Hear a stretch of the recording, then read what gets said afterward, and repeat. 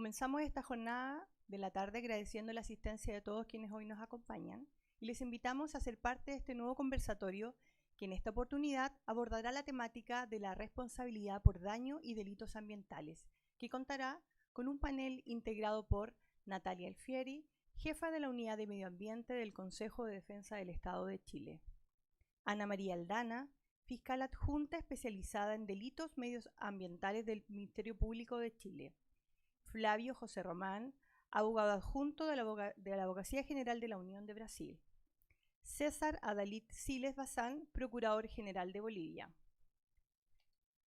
En este conversatorio modera María Lilia Urriola, secretaria general de la Procuraduría de la Administración de Panamá.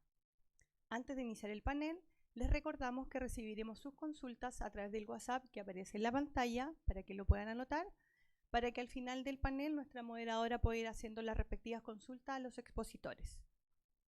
Señora, la dejo. Muchas gracias.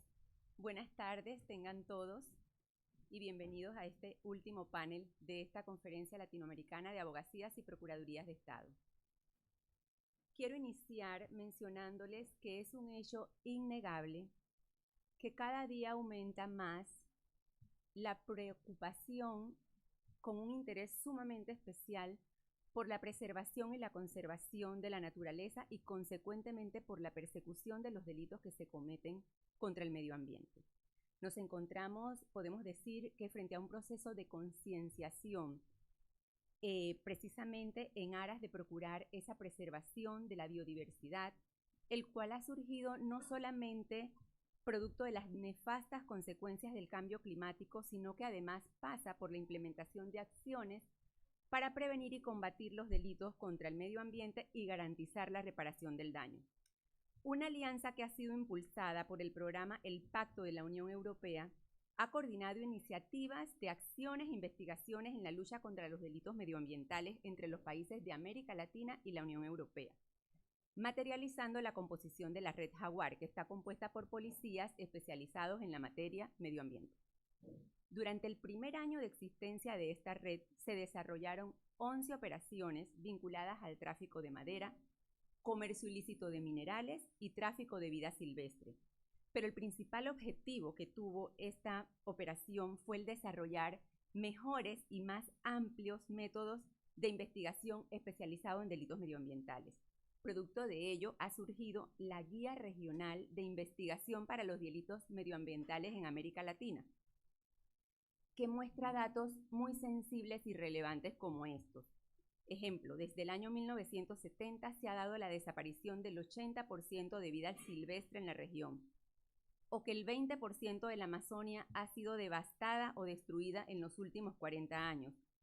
Y peor aún, que los delitos contra el medio ambiente constituyen el tercer negocio ilícito más lucrativo del mundo.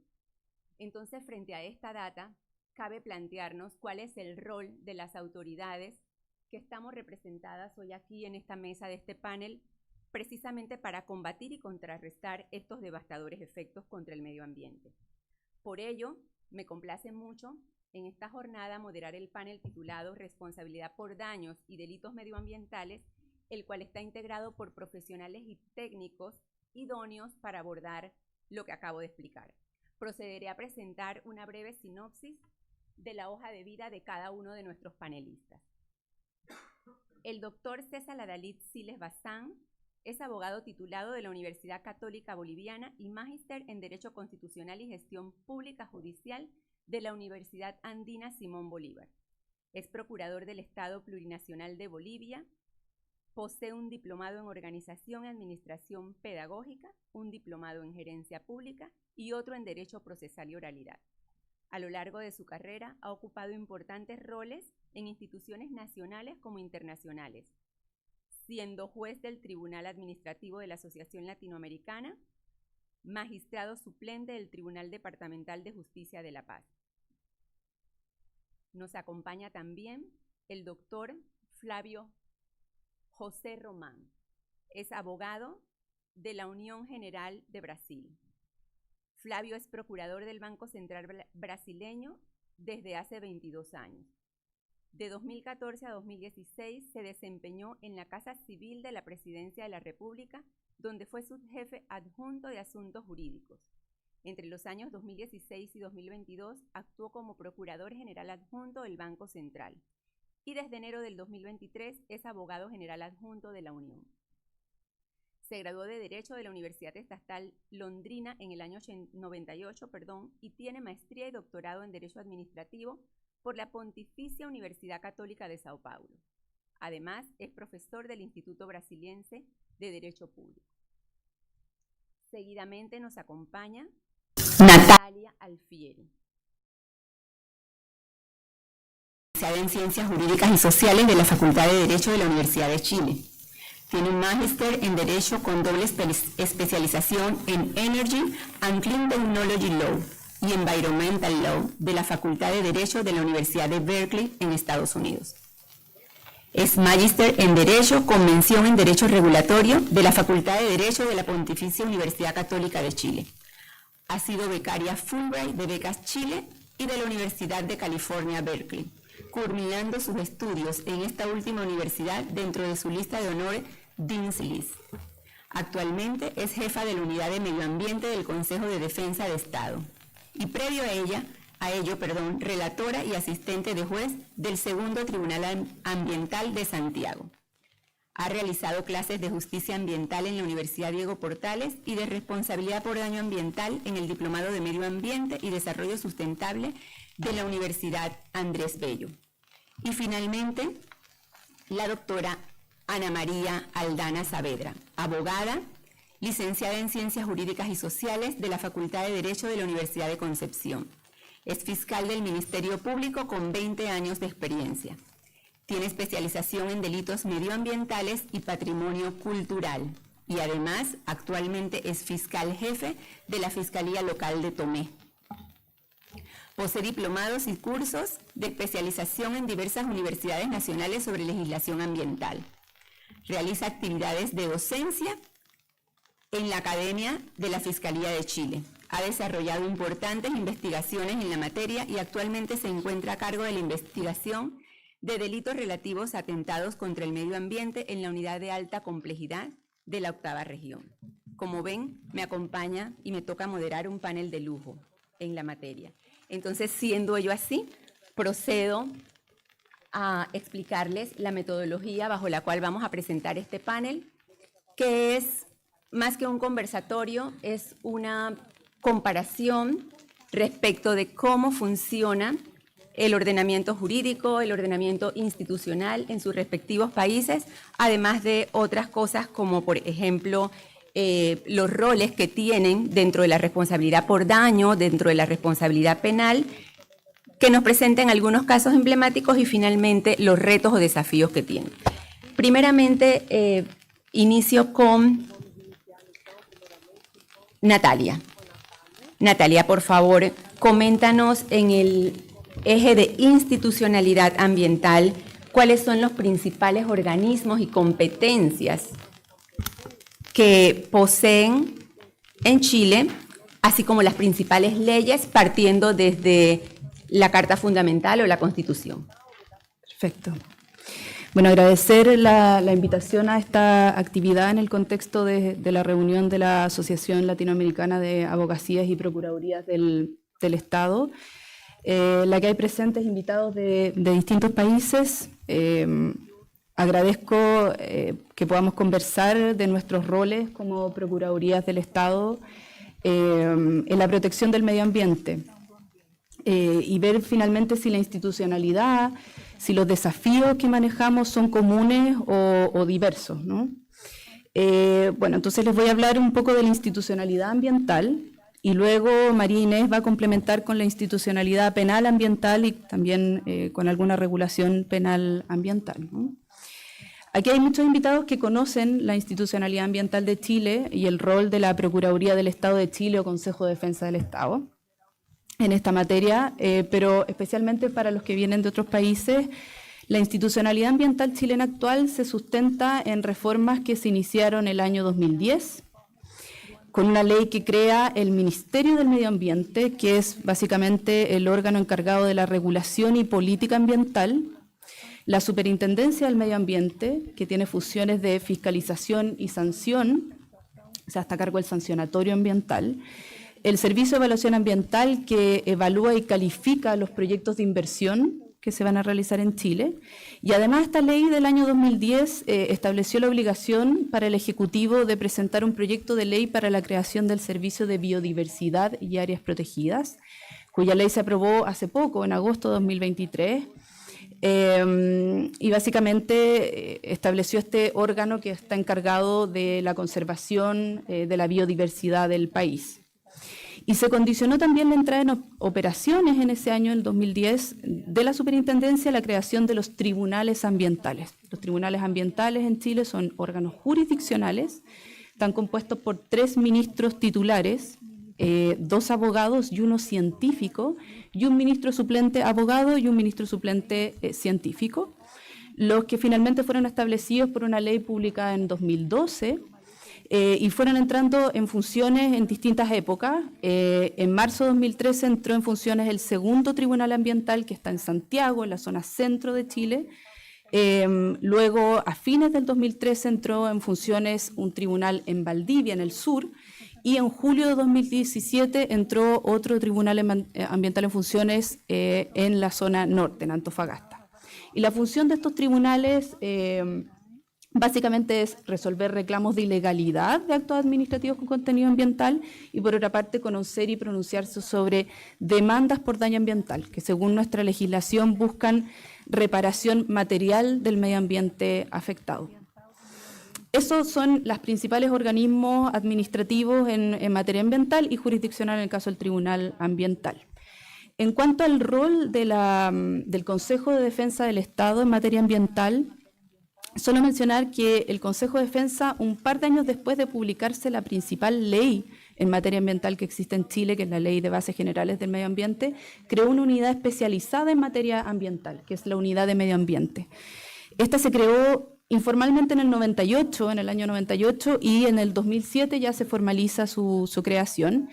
Y las labores medioambientales que realiza esta unidad de medio ambiente en estricta y total colaboración con las 17 procuradurías fiscales del país y bajo la dirección del Comité Laboral Medioambiental, que está compuesto por 3 consejeros del Consejo de Defensa del Estado, don Jaime Varela, Mariana Valenzuela y don Juan Peribonio, realiza distintas labores. Las principales es demandar por daño ambiental, porque el Consejo de Defensa del Estado tiene legitimación activa según la Ley de Bases Generales del Medio Ambiente para demandar por daño.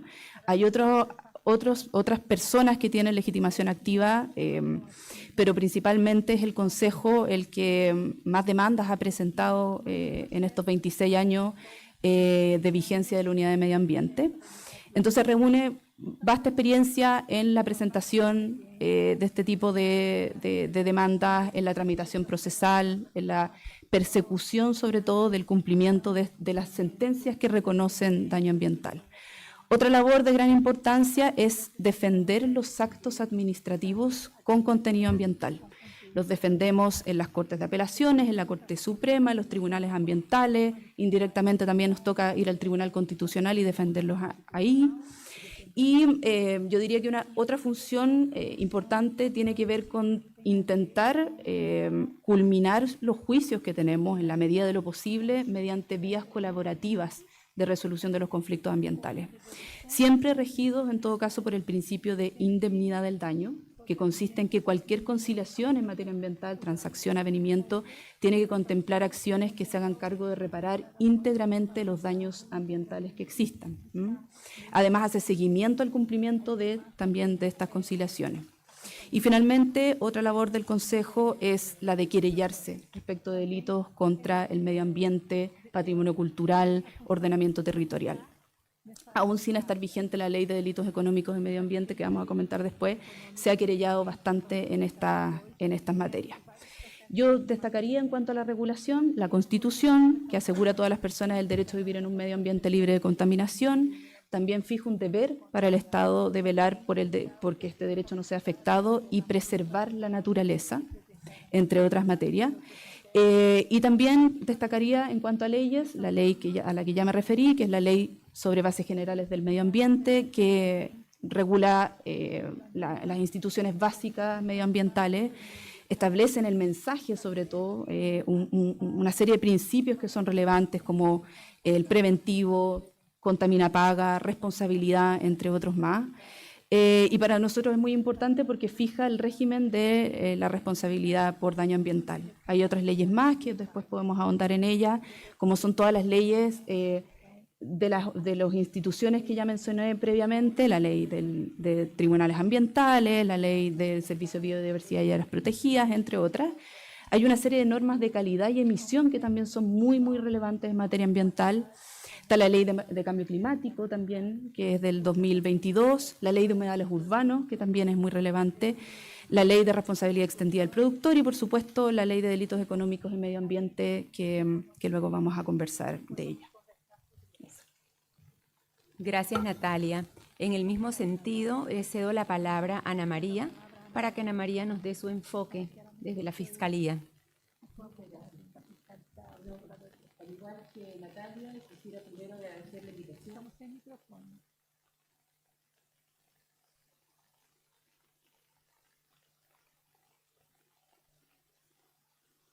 No ouvimos, no podemos traduzir.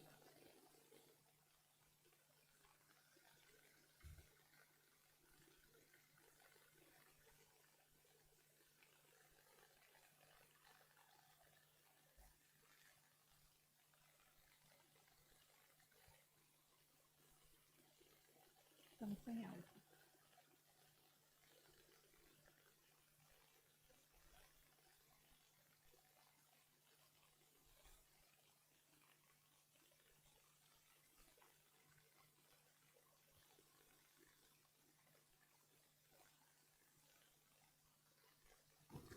Muchas gracias, perdón.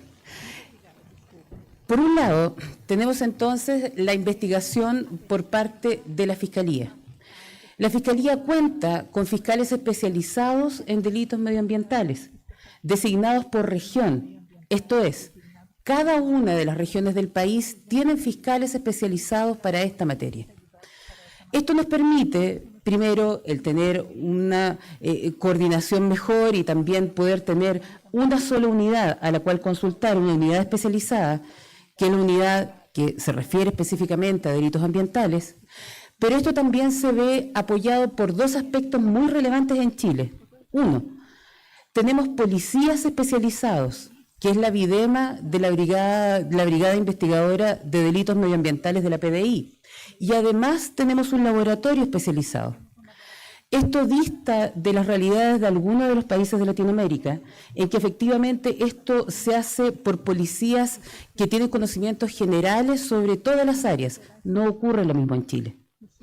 Por esta razón, cuando la Fiscalía, y en lo personal me ha correspondido, nos toca enfrentar delitos muy complejos, tenemos afortunadamente policías que tienen no solo la preparación dentro de la misma PDI, sino que también preparación profesional para poder enfrentarlos. Voy a precisar un poco más. Los integrantes de las Videmas no son policías de carrera, como les llaman, sino que son biólogos, ingenieros en acuicultura, arquitectos, veterinarios en su gran mayoría. En un caso reciente que tuvo la Fiscalía, el jefe del equipo investigador era un bioquímico, con amplia experiencia que incluso había tenido trabajo previo en el servicio médico legal y que después entró a la PDI y luego estuvo dirigiendo un equipo en una investigación más o menos grande que me tocó dirigir. Esto implica entonces que esta dirección de la investigación produce una sinergia muy positiva entre la Fiscalía, con conocimientos especializados, y una policía que lo puede ejecutar. Pero falta todavía un tercer punto que creo que en Chile hace que esto efectivamente tenga buenos resultados: los laboratorios. Nosotros en Chile tenemos un laboratorio que está en la CRIM Central, Laboratorio de Criminalística de la PDI, que también es especializado. Igualmente, tiene profesionales que tienen ya profesiones y títulos universitarios adecuados a lo que es investigación ambiental, pero además tenemos el laboratorio. Entonces, cuando la Fiscalía requiere analizar molecularmente una sustancia que al parecer puede ser contaminante, lo enviamos a este laboratorio interno, propio, sin influencia de laboratorios privados que a veces nos puede generar cierto resquemor porque generalmente, y es normal si estamos en una economía de mercado, tienen que tener clientes que son empresas grandes. Nosotros lo hacemos con nuestros propios laboratorios. Ahora, hay que reconocer que estos laboratorios son limitados. No podemos analizar absolutamente todo lo que nos llega. ¿Y qué hacemos en esos casos? Generamos también colaboración con universidades, generalmente universidades locales dentro de las comunidades que han sido afectadas. En el caso particular, como muy bien María Lilia me presentó, soy fiscal en el sur de Chile. Hemos hecho muy buenas actividades de coordinación con la Universidad de Concepción, también con la Universidad Austral y en particular también con el EULA, que es un centro especializado ambiental que está afiliado a la Universidad de Concepción. Entonces, en materia investigativa, para hacer un resumen, la Fiscalía tiene personal especializado, fiscales especializados, que se ven apoyados en sus gestiones por policías también especializados y por laboratorios independientes. Y esto nos hace que efectivamente cada vez podamos reunir más experiencia y poder enfrentar cada caso mejor que el anterior. Eso por el lado del rol, que es el primer punto. En cuanto al segundo punto, y agradezco también a Natalia lo completo de su posición, solamente voy a precisar algunas leyes más. En lo personal, creo que una de las dificultades de la investigación de delitos medioambientales es que están dispersos en muchos órganos, en muchos cuerpos legales. Por ejemplo, tenemos la ley de caza, la ley de pesca, tenemos Código de Aguas, tenemos la ley de seguridad nuclear. Tenemos mucha legislación que tenemos que tener en consideración cuando llega a nosotros un evento que puede constituir un delito medioambiental. Ahora, este hecho se ha visto mejorado en gran medida por la reciente dictación de la ley 21.595, puesto que efectivamente la nueva ley de delitos económicos y ambientales establece un mejor orden y eso indudablemente nos ayuda también en la precisión jurídica respecto de los tipos penales, además de la mejor factura de estos mismos tipos penales. Esto, por supuesto, va a tener que verse evaluado en el tiempo según cómo vayan llegando las denuncias a la Fiscalía y las podamos ir investigando. Así que, por el lado de la legislación, efectivamente es dispersa, pero tenemos el conocimiento, tenemos la asesoría y efectivamente también tenemos la esperanza de que cada vez podemos ir respondiendo mejor a las necesidades que nos plantea la ciudadanía cuando plantea estas denuncias, cuando el Consejo nos presenta querellas y poder responder adecuadamente. Eso es. Muchas gracias. María, voy a cederle ahora a Flavio. Flavio, por favor, en el mismo eje institucional, los principales organismos y la normativa legal vigente en Brasil. Boa tarde a todos e todas. Seguindo a orientação da minha assessoria aqui, estou falando em português para vocês, inclusive para lembrá-los que é uma das línguas oficiais aqui, então vocês vão ter o privilégio de ouvir um português, de escuchar un portugués, como dicen los colegas, com sotaque guarani, con el acento guaraní, debido a la región de Brasil. Quiero decir que es un honor estar aquí con los colegas chilenos, con los pares chilenos. Raúl se ha mostrado no solo ser un excelente patrono do evento, mas muito cordial e gentil, patrón del evento, muy cordial y gentil, incluso se preocupa en dejar el clima muy tropical, muy cercano de Brasil, para que podamos olvidar que allá afuera hace mucho frío y vamos a recordar que nos vamos a acercarnos unos a los otros. Realmente el tema de la responsabilidad socioambiental es un tema muy importante en el ámbito de ALAP y de nuestra asociación latinoamericana de advocacia. Si somos ya hermanos, tanto en el idioma, con la cercanía geográfica, también tenemos problemas relacionados con la efectivación de los derechos humanos. Quizá uno de los puntos que más nos acerca y que nos acerca físicamente, geográficamente, y quizá incluso de una cierta manera de forma dolorosa, es por el tema ambiental. ambiental. Lamentablemente sufrimos un holocausto en Brasil en los últimos días en razón de las fuertes lluvias ocurridas en el sur de Brasil y que nos muestra la preocupación que debemos tener con los temas relacionados con el clima. Sin precedente la situación que estamos viviendo allá en Brasil, en el Río Grande del Sur. No tenemos ni siquiera las perspectivas para los próximos días para evaluar el tamaño de los daños cuyas las aguas de los ríos deben demorar algunos días para volver a la normalidad. Es un tema muy, muy terrible, muy urgente a ser abordado. Y también me gustaría tratar un poquito sobre cómo ocurre, cómo se hace para enfrentar, ¿no?, la responsabilidad por los daños de los delitos medioambientales en Brasil. Llamamos ello como de una competencia común de las entidades federativas, es de la competencia ya sea de la Unión y también de los estados, como también de los municipios. Entonces,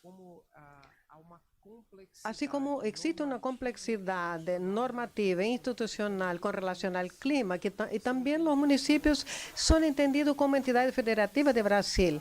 En Brasil hay 27 estados, tenemos 27 legislaciones distintas y 5.570 municipios en Brasil, y todos ellos tienen competencia para acrescentar a la legislación todo relacionado con el tema ambiental. Esa complejidad también se refiere no solamente en el ámbito de la actividad legislativa, sino que también en el Ejecutivo.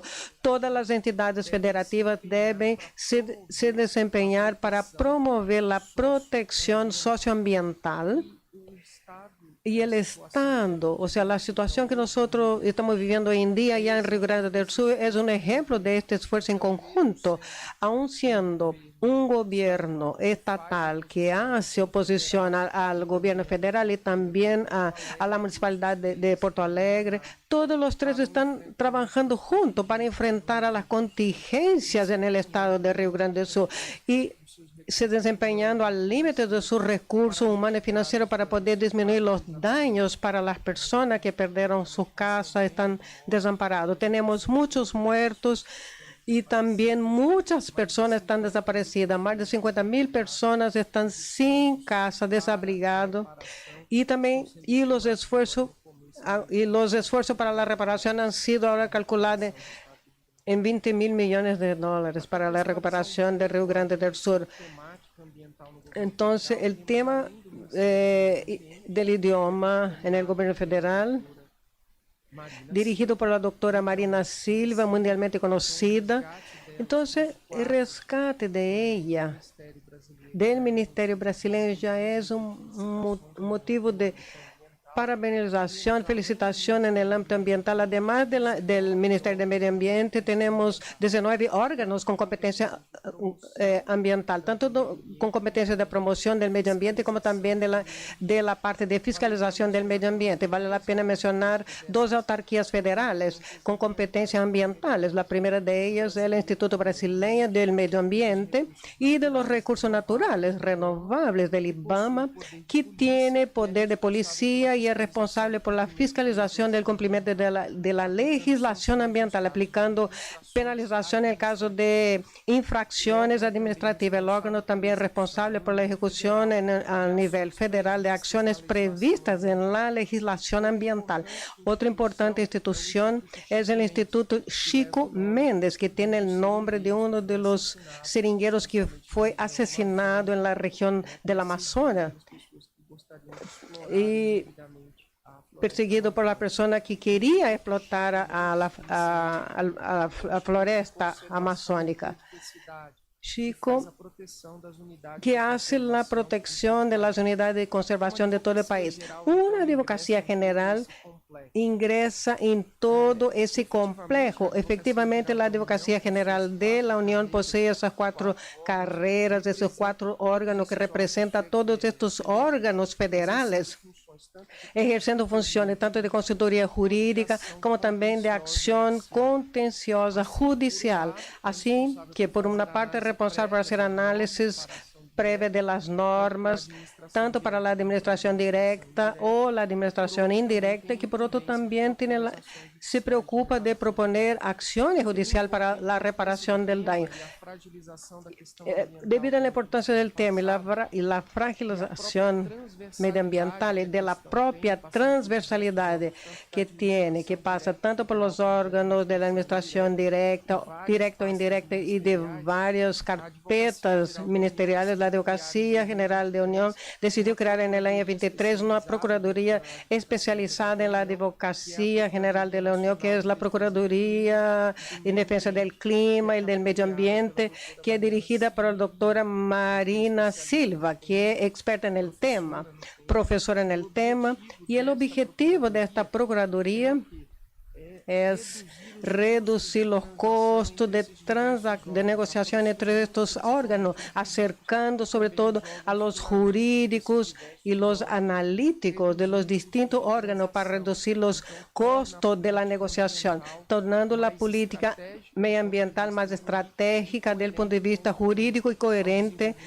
con el desarrollo sostenible de protección al medio ambiente. Debemos destacar que 18% del territorio nacional está formado por espacios protegidos, comunidades de conservación y de tierras indígenas. Con relación a todas esas tierras protegidas, es la Advocacia General de la Unión responsable por la dimensión, tanto de la parte consultiva como también de contenciosa y de protección. Y ahora, por tratar de la legislación y de incidentes sobre el tema, tenemos como por primero la propia Constitución Federal del 5 de octubre del año 1988. En el artículo 225 trae la nueva norma principal sobre el tema ambiental, asegurando que el medio ambiente ecológicamente equilibrado es un derecho de todos y que hay que defenderlo y preservarlo. Es un deber, no solamente del poder público, sino que también de toda la colectividad. Seguramente es el artículo más importante de la Constitución en términos ambientales.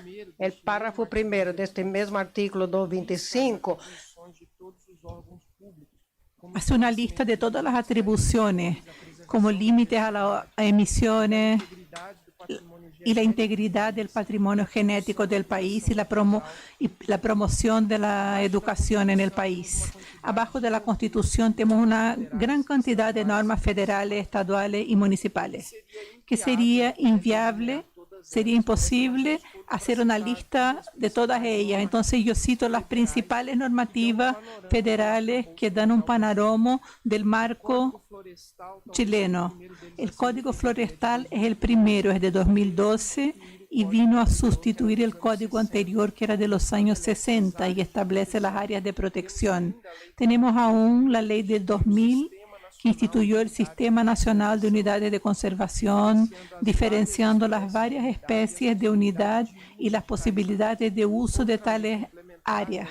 Otra ley complementaria de 2011 repartió las competencias ambientales dentro de la Federación Brasileña, estableciendo las competencias de la Unión, de los estados y de los municipios. Una ley más antigua que aún es importante es la ley que creó la Política Nacional de Medio Ambiente de 1981, en donde fueron establecidas competencias importantes, normativas, dentro de un consejo, el Consejo Nacional del Medio Ambiente. Es un texto importante porque trae una serie de definiciones sobre medio ambiente, contaminación. Es una ley que dio una base para el derecho ambiental y estableció las principales directrices del sector. Creo que así respondo a sus primeras preguntas. Gracias.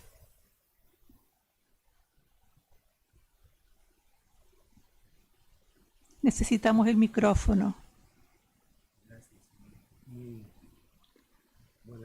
Muito boa tarde e novamente agradecer a hospitalidade do Chile para este evento da ALAP.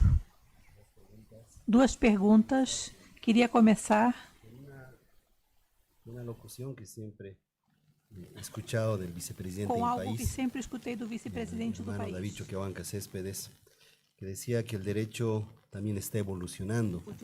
En el derecho romano no se hablaba de derechos de las cosas, al contrario, era el derecho de las personas sobre la cosa. ahora podemos hablar claramente del derecho. Ahora podemos hablar claramente del derecho de la madre tierra, de los derechos de la naturaleza. Es por ello que Bolivia, tanto en su institucionalidad como en su normativa, a partir de la Constitución del año 2009, tiene dos ópticas, dos miradas para esta problemática. Por un lado, la mirada del derecho de las personas, derecho humano de las personas, a un medio ambiente saludable, sano y saludable, dice nuestra Constitución, y por otro lado el derecho o los derechos de la madre tierra, los derechos de la naturaleza. En ese entendido, conscientes de que hemos sido parte del Acuerdo de Escazú, hemos sido también uno de los principales impulsores como país de la Declaración de Naciones Unidas de los Derechos de la Madre Tierra del 2011, tenemos una legislación bastante amplia en la materia. Una ley del medio ambiente del 92, creación de varias instituciones que explicaré más adelante en ese doble enfoque que acabo de mencionar al principio. Y se preguntarán seguramente, ¿y cuál es el rol de la Procuraduría General del Estado? La Procuraduría, casualmente, ha sido creada también con la Constitución del 2009 y ha sido creada como una institución encargada de la promoción, defensa y precautela de los intereses del Estado. La norma que crea la Procuraduría, además de la Constitución, la que la desarrolla, podríamos decir, la Ley 064 del 2010, menciona como funciones de la Procuraduría, entre otras, defender judicial y extrajudicialmente los intereses del Estado, asumiendo su representación jurídica e interviniendo como sujeto procesal de pleno derecho en todas las acciones judiciales, extrajudiciales o administrativas, en resguardo de la soberanía, de los bienes, del patrimonio e intereses del Estado, en particular en materia de inversiones, derechos humanos y medio ambiente. También ahí se manifiesta la doble óptica a la que hice mención. Asumiendo, termina, defensa en cualquier conflicto entre el Estado y personas naturales o jurídicas, nacionales o extranjeras que demanden al Estado boliviano. La Procuraduría se constituye en algo así como el abogado del ejercicio de los derechos de la madre tierra, y en ese marco tiene funciones de asesoramiento, de investigación y de producción normativa. La norma ya reglamentaria de la ley de la Procuraduría crea una subprocuraduría específicamente de asesoramiento, investigación y producción normativa, y es en esta subprocuraduría que nosotros estamos trabajando en la garantía, como decían quienes me antecedieron, en la promoción, precautela, pero también en la fiscalización, supervisión de los ejercicios de la madre tierra. Existen muchas otras instituciones en el Estado boliviano vinculadas con la materia y que posteriormente me tocará desarrollar, que hemos logrado como Procuraduría cohesionar para un objetivo en común: permitir a la madre tierra, a la naturaleza, que ejerza sus derechos a través de este abogado que se constituye la Procuraduría, abogado de la madre tierra. Entre otros, también hemos creado nosotros, en 2009, un hito importante en la historia de mi país, el Tribunal Agroambiental. El Tribunal Agroambiental tiene competencias específicas en materia agraria, pero también en materia de la defensa del medio ambiente y de la defensa del derecho humano de las personas a un medio ambiente sano y saludable.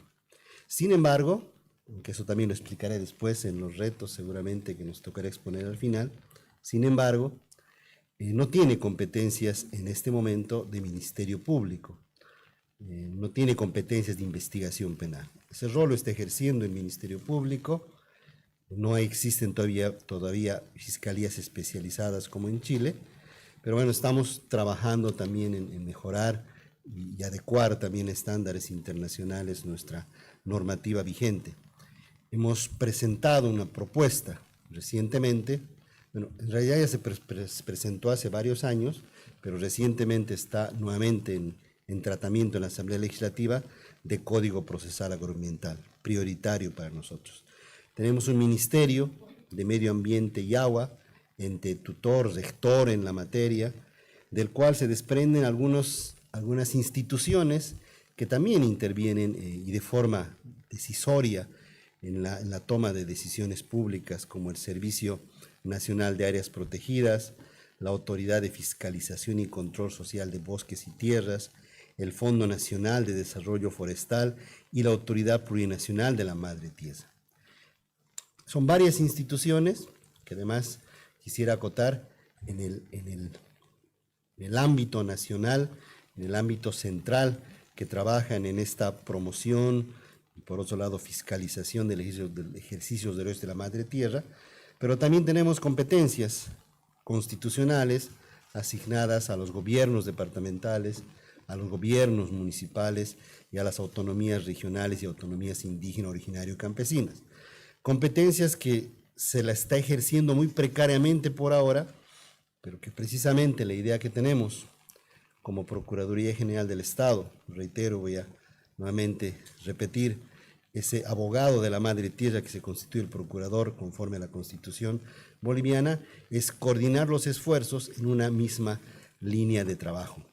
Adicionalmente a ello, puedo concluir señalando que estas competencias que le asigna la ley y la Constitución a la Procuraduría General del Estado en producción normativa, decía, le permite impulsar normas como el Código Procesal Agroambiental.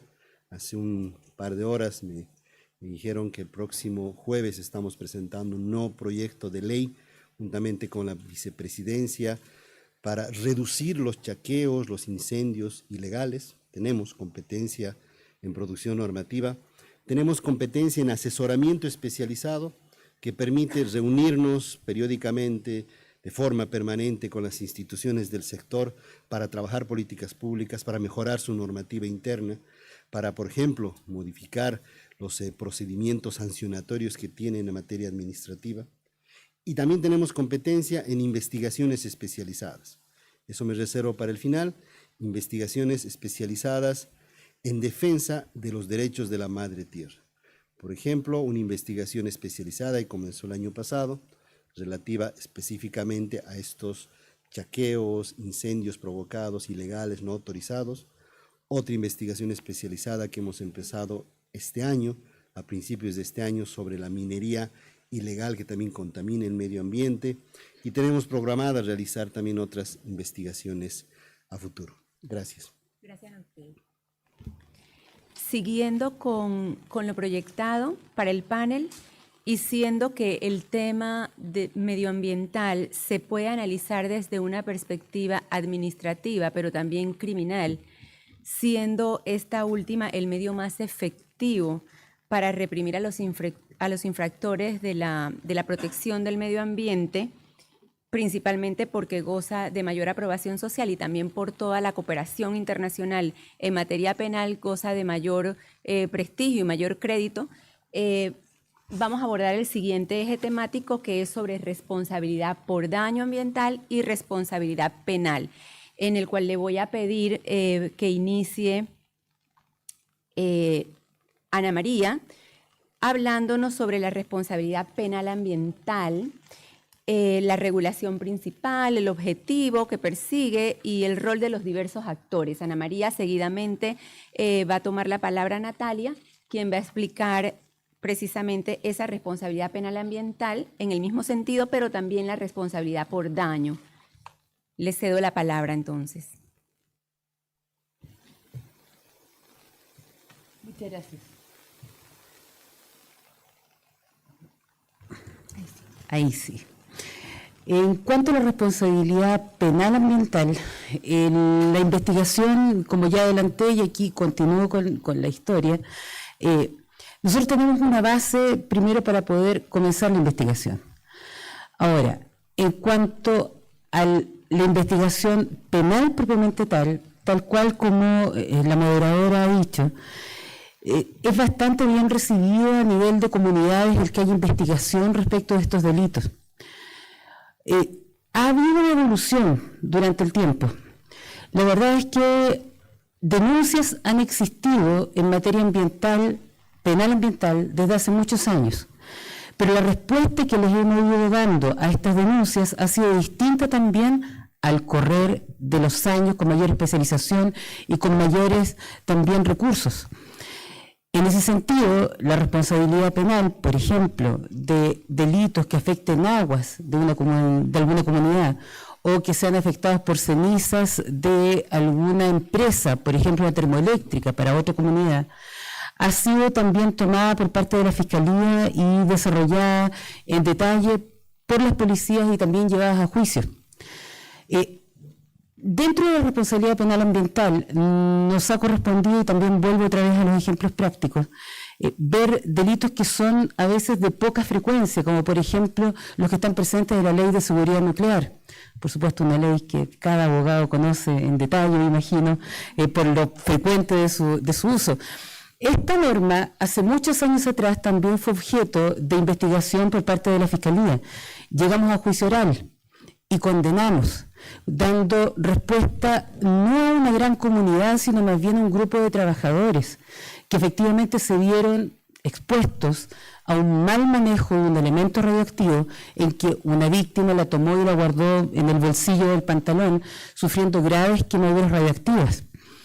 En ese sentido se sancionó a la empresa, se sancionó al supervisor directo, hubo condena en el Tribunal Oral en lo penal de Chillán, y eso también genera, como dije, una respuesta positiva para las comunidades. Ahora, la vida no solo está hecha de triunfos, eso todos los abogados lo sabemos, también de derrotas, pero en cada derrota les aseguro que también va el esfuerzo que hemos puesto para responder a la comunidad.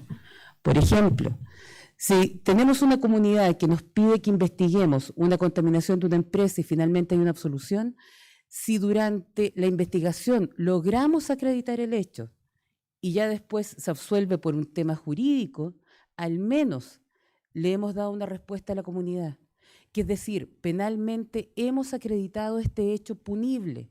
Lo que pasa es que no pudimos acreditar que efectivamente estuviera para los tribunales dentro de determinado tipo penal. Eso genera una sensación de alivio en las comunidades porque creen, primero, que el Estado los escucha. Efectivamente, aquí estamos hablando para el Consejo de Defensa del Estado y aquí también quiero reconocer el apoyo que el propio Consejo le ha dado a la Fiscalía en algunos de estos casos. Si vamos todos juntos, efectivamente, hacia ese objetivo, aun cuando haya al final una resolución adversa, el camino ya es un triunfo y el camino ya es una respuesta para las comunidades. Y en ese sentido, la responsabilidad penal ambiental va a tener que seguirse desarrollando. Aprendemos de las derrotas más que de los triunfos, al menos en lo personal, pero todo ello efectivamente ha ido avanzando con el correr de los tiempos.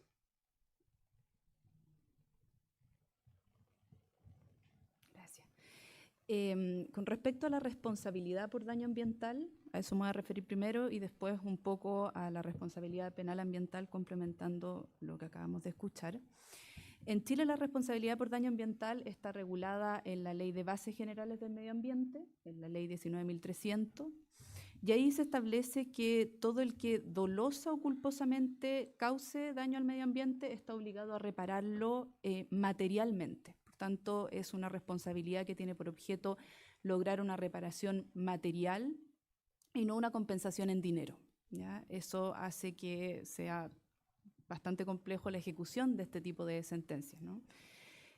Los elementos entonces que exige nuestra regulación para que se configure una responsabilidad por daño ambiental son, por supuesto, el daño, dolo o culpa o más bien infracción a deberes de diligencia y causalidad, además de la acción u omisión, por supuesto.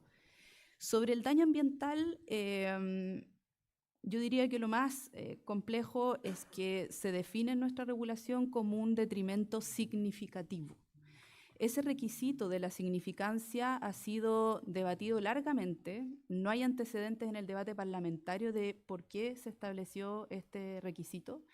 Y a veces los tribunales han exigido estándares muy altos y básicamente yo creo que es importante tener claro que conforme a académicos relevantes, Lo que se buscaba más bien era dejar fuera casos menores, casos leves, ¿no? Entonces, creo que es importante que tengamos en cuenta que no se debe exigir irreparabilidad o tiempo excesivo de recuperación del medio ambiente o afectación solamente a componentes únicos o una gran extensión en la afectación, solamente especies protegidas, por ejemplo, sino que tenemos que tener en cuenta que es importante no dejar sin reparar los daños ambientales. Aquí no estamos en casos de aceptación social de ciertos impactos en el contexto de la evaluación de un proyecto de inversión. Aquí estamos precisamente en casos en que se infringió una norma, se infringió una autorización ambiental y entonces nos planteamos qué pasa con esos casos, ¿no? Segundo, el tema de la infracción al deber de diligencia o deber de cuidado. Aquí yo diría que lo más relevante es que esto no implica que se tenga que infringir necesariamente una norma expresa, sino que deberes propios de la actividad que se realiza. Hay un texto muy bueno del profesor Iván Hunter que explica este punto, de que no es necesario que haya una norma expresa para que haya infracción a deberes de diligencia. Y nuestra regulación, cuando se infringen normas específicas, por ejemplo, una norma de emisión, establece una presunción de responsabilidad, le llama. Y sobre esta presunción de responsabilidad se trata también de un tema de mucho debate, porque la pregunta es si incluye una presunción solamente de culpa, como todos lo aceptan, o si también incluye una presunción de causalidad. Y tenemos sentencias de los tribunales especializados que acogen la presunción de causalidad y otras sentencias que no. Y aquí paso al tercer elemento, que es la causalidad, que tampoco es un tema fácil para nada en materia ambiental. Es muy complejo técnicamente abordar la causalidad. Es caro, incluso hay impedimentos físicos muchas veces para recabar pruebas que implican bajar al fondo marino o subir a sectores en que se puede viajar solamente en ciertas temporadas, altiplano, etc. Hay causas difusas, producción con retardo de los daños, falta de conocimiento sobre los efectos de los agentes contaminantes. Entonces hay problemas en el grado de certeza y en la carga probatoria. Y los autores esencialmente están contestes en las enormes dificultades, pero también en la injusticia que significaría no dar una solución normativa adecuada, no obstante tener estas dificultades. Es muy importante, creo yo, aquí no perder de vista la finalidad de este régimen de responsabilidad por daño ambiental, no exigir lo imposible, sino que indicios claros.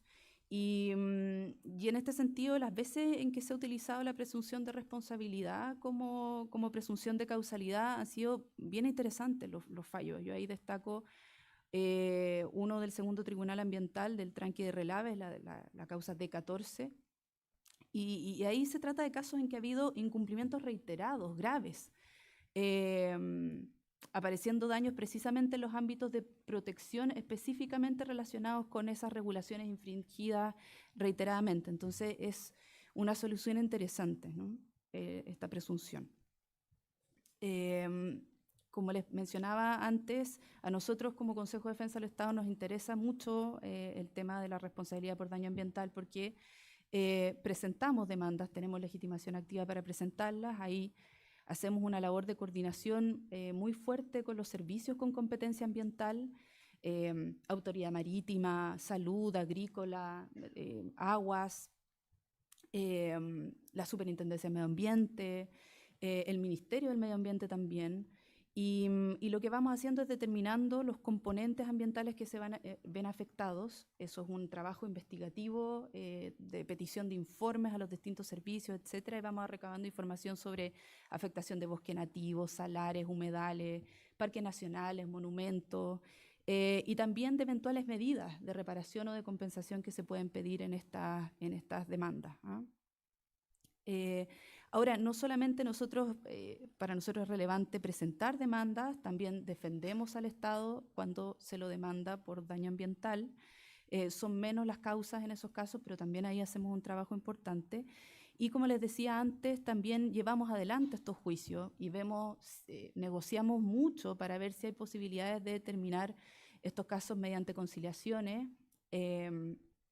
Tenemos éxito tenemos una buena tasa de éxito de sentencias favorables y también en un gran número de casos logramos perseguir el cumplimiento de las sentencias en que se ha establecido el daño ambiental. Ahora, en estos 26 años que llevamos ejerciendo esta acción, la normativa ha mutado y algunas de las problemáticas han ido mutando también y otras se han mantenido, cuestión que vamos a abordar más adelante, pero solo mencionar algunas problemáticas antiguas que nos sucedían.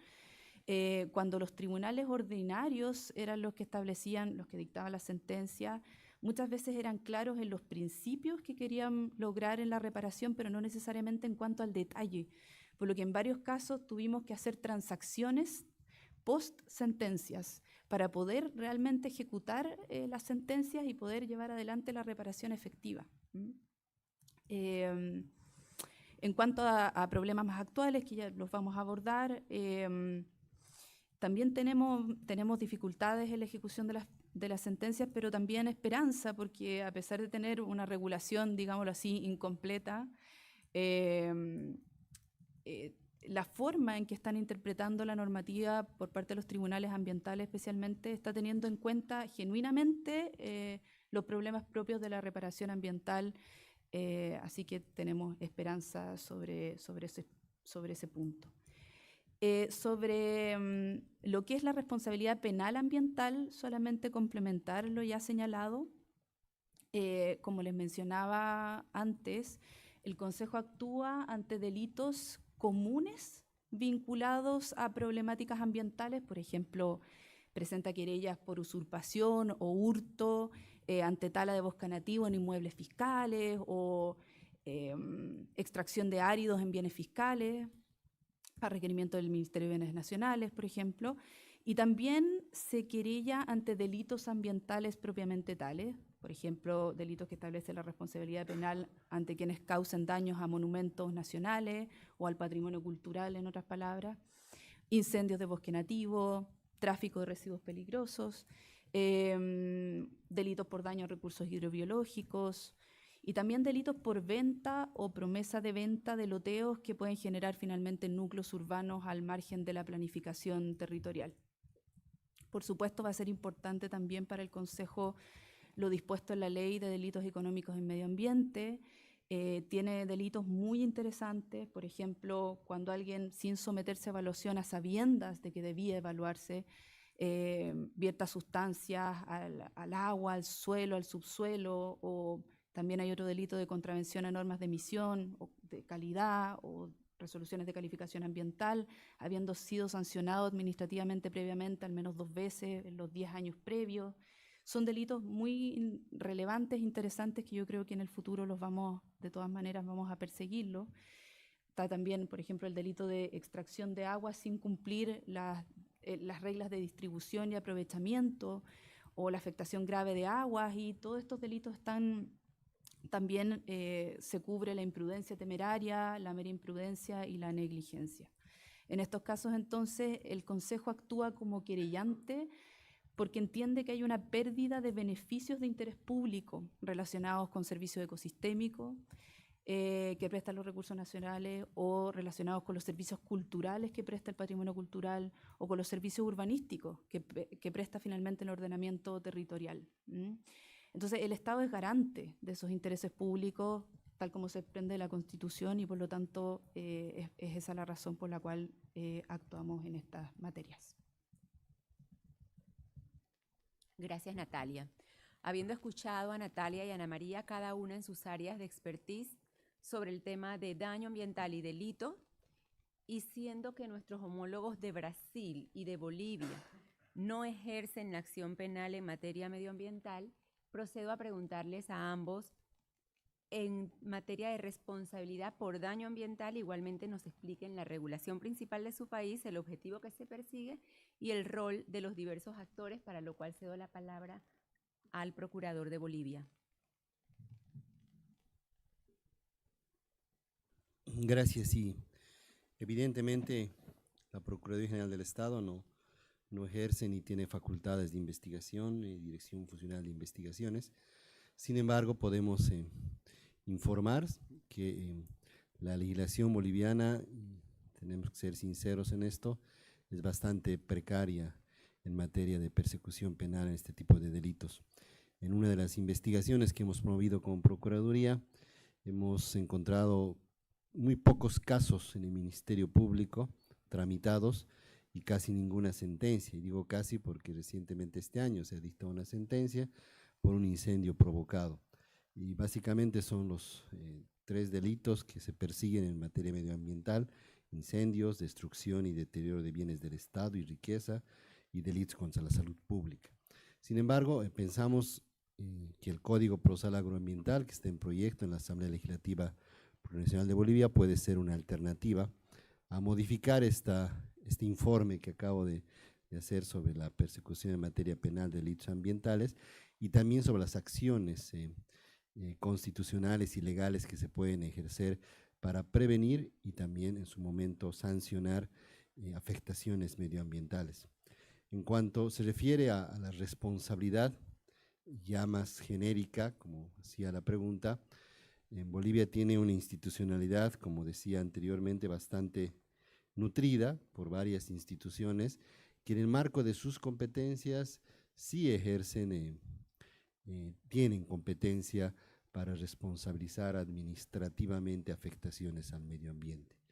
Particularmente la Autoridad de Fiscalización y Control Social de Bosques y Tierras y el Servicio Nacional de Áreas Protegidas tienen un marco regulatorio, sancionatorio, que está siendo modificado gracias a la intervención de la Procuraduría y encuentros que hemos tenido a nivel nacional para que puedan tener efectividad en cuanto al cobro de multas y en cuanto a las propias sanciones administrativas aplicables.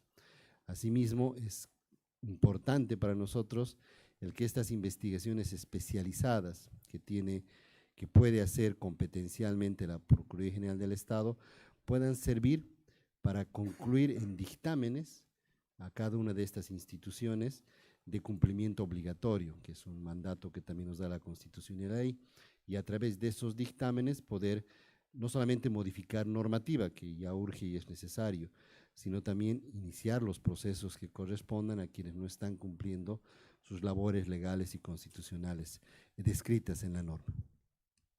Gracias. Só agradecimento ao César antes de passar especificamente ao tema. Para pasar al tema. Achei fascinante o nome. Encuentro fascinante el nombre de advogado. Me quedé imaginando después de hablar sobre una Fiscalía Nacional de Medio Ambiente, vi el abogado de la Madre Tierra, me imaginé que el abogado está en una sala cerrada con aire acondicionado, mientras el abogado boliviano está en la floresta abrazando a los árboles. Ya pedí para empezar a imaginar si fuera una Fiscalía de la Madre Naturaleza. Hay que cambiar esto, está muy burocrático. Después de este juego, que encontré excelente el nombre, quería hablar entonces sobre responsabilidad por daño ambiental en el ordenamiento brasileño. Ya les había hablado sobre el artículo de la Constitución y el párrafo tercero habla en 3 niveles de responsabilidad: el civil, el criminal y el administrativo. El criminal, como ya fue anticipado, no es de la esfera de la advocacia pública, pero de los ministerios públicos brasileños. No trabajamos en la advocacia pública con la materia criminal. Lo que hacemos eventualmente es prestar asistencia al Ministerio Público, lo que hacemos en casos muy emblemáticos de grande repercusión, como ejemplo lo que ocurre en los garimpos en tierras indígenas, hasta porque el producto mineral no es propiedad del dueño de la tierra, pero de la propia unión del país. Las otras 2 responsabilidades, administrativa y civil, la advocacia general es muy actuante. La responsabilidad administrativa redunda en un poder policial. y en la aplicación de multas. Estas son autoejecutoriadas, lo que significa que son aplicadas independientemente de cualquier decisión judicial, son decididas, por tanto, en el ámbito de la propia administración, pudiendo ser transformadas en mejoras ambientales concretas. Claro que dentro de ese proceso administrativo, delante de la administración, son garantidos la amplia defensa como garantía del derecho de recurrir, o si la persona no concorda, tiene el derecho de discutir sobre las multas, eventualmente en la justicia, pero eso termina en alto índice de judicialización, que es una de las principales banderas de la actual Advocacia General de la Unión, que es tratar de reducir las medidas de judicialización, incluso buscando acuerdos con quienes sean infractores para que hagan la reparación independiente de una determinación judicial. Una de nuestras primeras medidas de la actual gestión fue la revisión de la organización jurídica del gobierno anterior, que impedía la citación de los infractores a través de diarios o convocatorias públicas. Con eso se validó ese entendimiento incluso por el Superior Tribunal de Justicia, que es una de las más altas cortes brasileñas, que garantizó la validad de 180.000 citaciones hechas por convocatoria pública y la cobranza de $6 billones en multas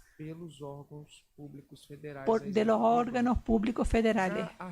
Ya la responsabilización civil significa reparación del daño propiamente tal. El Código Florestal, que yo ya les mencioné, trae algunos índices de preservación para las áreas. Sus propietarios o quienes ocupan la tierra no mantienen esos índices. Ellos son accionados judicialmente y será propuesta una acción civil pública para que sea realizada la reparación del daño ambiental. El IBAMA, entonces, es responsable por cuantificar el daño ambiental y traducirlo en términos financieros de costo de la reforestación en cada uno de los biomas, en la Amazonas, Pampa, Caatinga o el Pantanal, el humedal. La persona que causó el daño debe replantar esas áreas para recomponer el daño ambiental causado. Nosotros hemos expandido aún la discusión sobre responsabilidad civil para la cuestión de la litigación climática. Por ese prisma, la idea es reparar no solamente el daño ambiental, material o moral, pero replantar árboles si fueron botadas de forma irregular, cortadas de forma irregular. Nuestro ordenamiento permite que sea pedido el daño climático como reparación. Es una tendencia de los diversos países del mundo, notadamente aquí en América Latina. El año pasado ingresamos a la Justicia Federal, en el Distrito Federal, una acción civil pública por daño climático contra un criador de ganado por haber quemado 6,6 hectáreas de floresta amazónica entre 2003 y 2016. Las infracciones ambientales que preservaron la emisión de 901.000 toneladas de gases de efecto invernadero. Por eso pedimos 292 millones de reales de pago. Cada 5 reales forman $1 a título de cobranza por compensación financiera. La cantidad es la más grande ya cobrada por la Advocacia General de la Unión en una acción de daño climático. Otro caso desafiador se refiere a la responsabilización de daños ambientales en el desastre de Mariana, cuando explotó un dique de residuos minerales. Eso ocurrió en noviembre de 2015, cuando se rompió el dique de Mariana, causando uno de los más grandes desastres ambientales de la historia de Brasil, con más de 40 millones de metros cúbicos de residuos botados y muchas personas muertas. El modelo socioambiental establecido con las empresas de mineradoras, SAMAR, BHP, Vale do Rio Doce, prevía la creación de una fundación privada para las medidas de compensación. No funcionó y se exigió una mayor participación del Estado. Desde 2021, los estados de Minas Gerais y Espíritu Santo y la Unión, además de los ministerios públicos y de las defensorías públicas, de los entes estatales referidos y del Ministerio Público Federal y de la Defensoría Pública de la Unión, discuten con las empresas la revisión del modelo reparatorio, la repactación de las obligaciones y medidas a ser ejecutadas por los entes públicos con recursos pagados por las empresas. Después de un largo periodo de consulta, una propuesta de cerca de 20 billones de dólares fue aprobada, fue elaborada por los entes y entregados a las empresas. Ellas son resistentes a ese valor, pero siguen conversando con las partes. Por otra parte, el valor acordado entre los entes federales ha servido de referencia. Incluso hubo el bloqueo de bien de 79 billones de reales que la Advocacia General de la Unión lo hizo. Y ahora hay un recurso en el Tribunal Federal sobre eso en Brasil. Creo que sería eso lo que yo quería hablar ahora. Gracias a todos. Muito obrigada a todos. Tenho uma última pergunta que vamos abordar da seguinte maneira. Los que tengan, en el caso de los procuradores aquí presentes, los que tengan alguna experiencia de un caso emblemático que quieran compartir con la audiencia, los invito a que lo hagan de una manera muy breve y resumida y al mismo tiempo presenten los retos y desafíos que afrontan sus respectivos países en materia medioambiental. Vamos a iniciar con cualquiera que quiera tomar la palabra y finalizamos con este eje. Ana María. Muchas gracias, María Lilia. Ana María seguida de el procurador de Bolivia. En el caso de la Fiscalía de Chile, la verdad es que tenemos varios casos, algunos más conocidos que otros, pero tenemos casos en cada uno de los textos legales que ya se nombraron en esta tarde. Pero quiero centrarme en dos ejemplos. Quiero centrarme en dos ejemplos que creo que resumen también el espíritu que tiene esta normativa ambiental en general, que es que sea un aporte, que sea un cambio. El primer ejemplo tiene que ver con la protección de una especie protegida que estaba al borde de la extinción, y el segundo caso tiene que ver con lo que significó un caso para la comunidad de Coronel, en la 8ª región. Voy al primero. Como esto también tiene que ir por lo positivo y lo negativo, cada vez que llega un caso ambiental tiene la dificultad, como ya dije, que requiere un estudio y un análisis previo, y que demora mucho. La verdad es que demora años. Y ese es un trabajo constante que no solamente la Fiscalía, sino que también otros organismos han debido enfrentar. En el caso en particular, existe en el sur, frente a las costas de Lota, una isla que se llama Isla Mocha. La Isla Mocha es un ecosistema bastante particular que tiene especies protegidas que no están en otras partes del mundo. En la Isla Mocha anida el 75% de un pajarito que se llama fardela blanca.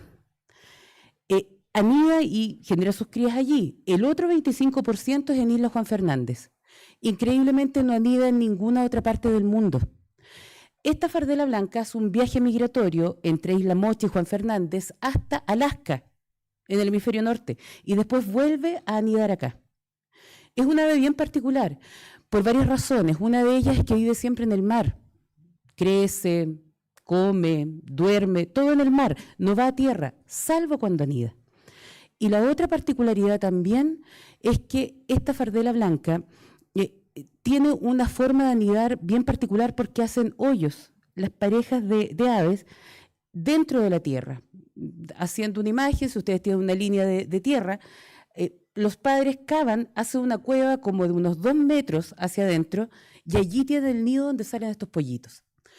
Bueno, como esto es largo, y la historia, perdón María Lilia, me voy a extender un poquitito, la verdad es que el primer año, esto fue una querella que se presentó por CONAF a la Fiscalía de Coronel y que no fue derivada a fiscal especializado y terminó por una decisión de no perseverar, que para conocimiento de los demás colegas, es que no se siguió investigando, porque era muy difícil de investigar.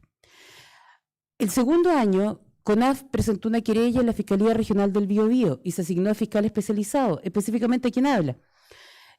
Allí derivé esto a la policía especializada, de la que yo hablé en un principio, y fueron al lugar, pero lamentablemente llegaron tarde.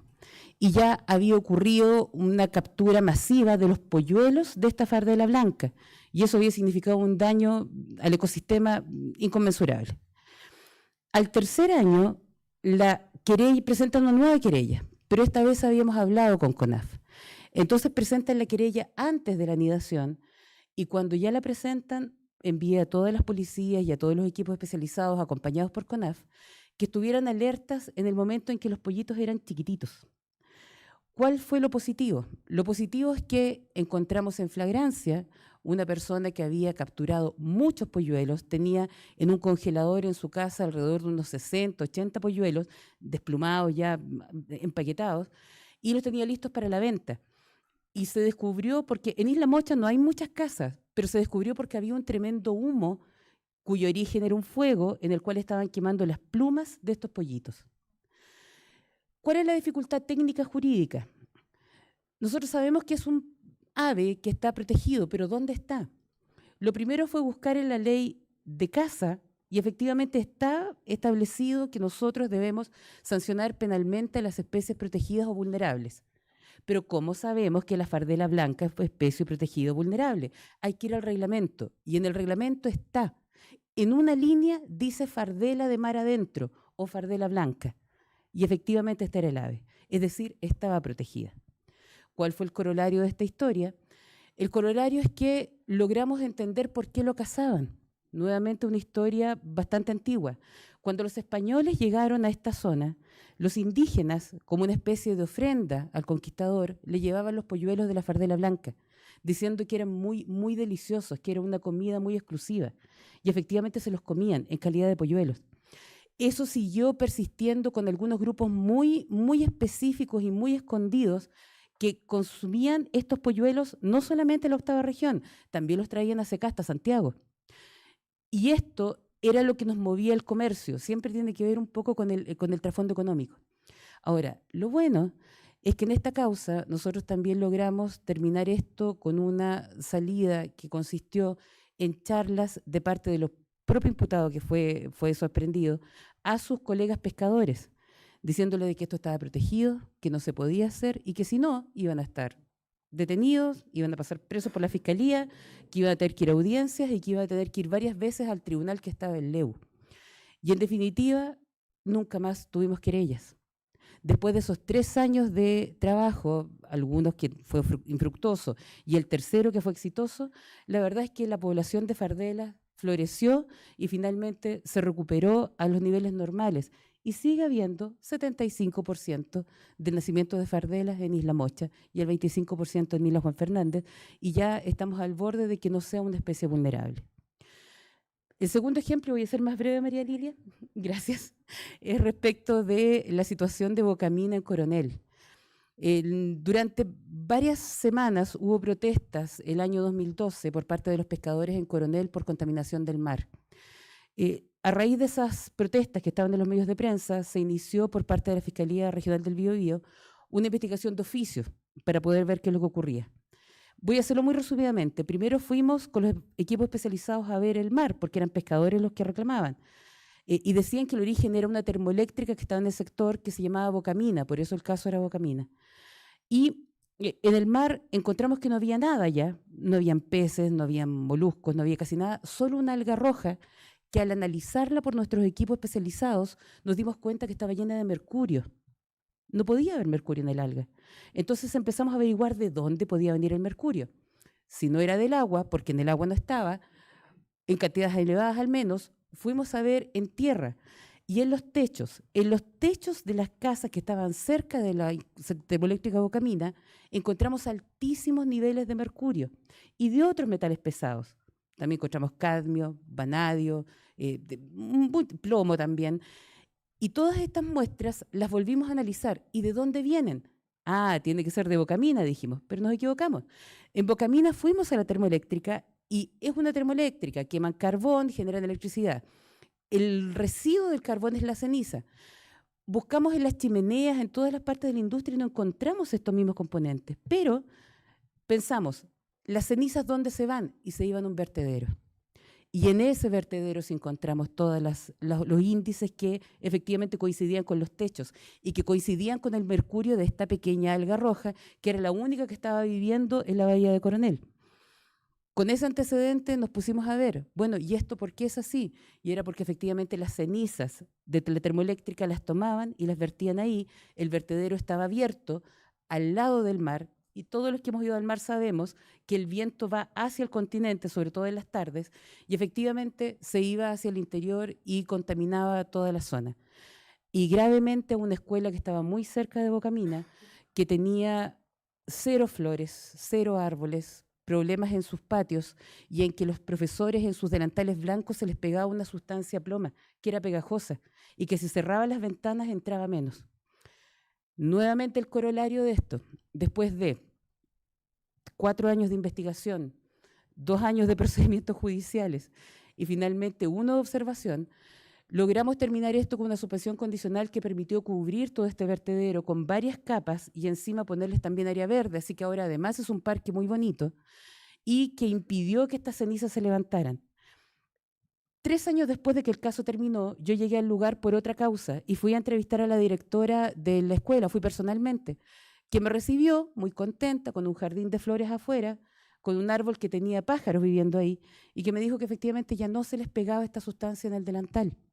Pasé, solo por curiosidad, a ver Bocamina, que ya se estaba cerrando, está cerrando y ya a estas alturas ya está en proceso de cierre, casi de término. Y efectivamente, por primera vez desde que yo había ido ahí durante todos estos años, habían pájaros. Es decir, la naturaleza sí se puede recuperar. Y efectivamente los casos, a pesar de ser difíciles, y vuelvo a insistir, con años de trabajo, con mucha paciencia y también un poco de músculo de resistencia, que hay que aguantar hasta el final para obtener estos resultados, sí se pueden obtener resultados positivos. Muchas gracias. Gracias, Ana María. Natalia, te voy a ceder la palabra para que nos presentes retos y desafíos en materia medioambiental. ¿Ahí se escucha? Bueno, vamos a guardar entonces los casos para otra oportunidad porque estamos con poco tiempo. En cuanto a los retos, yo diría que voy a dividirlos en 2 áreas. En demandas por daño ambiental, a mí me parece que los desafíos mayores tienen que ver con el logro de una debida reparación efectiva del medio ambiente. La reparación ambiental, como escuchábamos recién, plantea muchísimos desafíos, incluso en el sistema actual con la nueva institucionalidad, con los tribunales ambientales. Pero me parece que los actores cada vez estamos más conscientes de la importancia de que la historia termina ahí, con la reparación efectiva, no antes.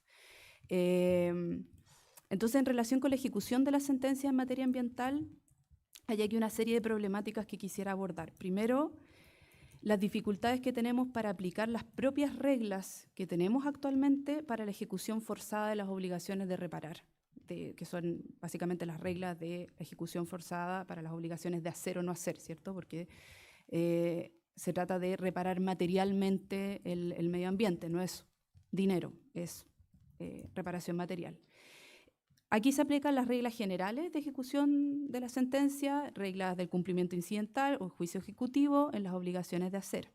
Sobre estas reglas permiten forzar la ejecución de las obligaciones de hacer, permiten solicitar la ejecución por un tercero a expensas del deudor, permiten embargar, enajenar bienes, pero tenemos una serie de problemas para poder hacer eso.